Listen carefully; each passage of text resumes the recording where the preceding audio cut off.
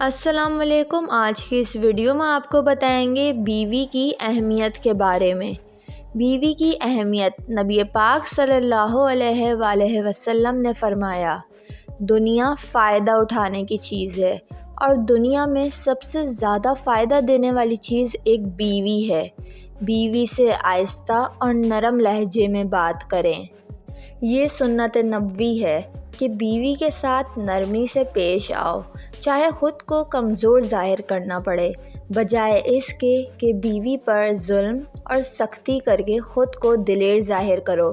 شوہر کو چاہیے بیوی کی تعریف سے زیادہ اس کا احساس کرے، اور ایک بیوی کے لیے یہ احساس کسی نعمت سے کم نہیں ہوتا کہ کوئی میری فکر کرنے والا ہے۔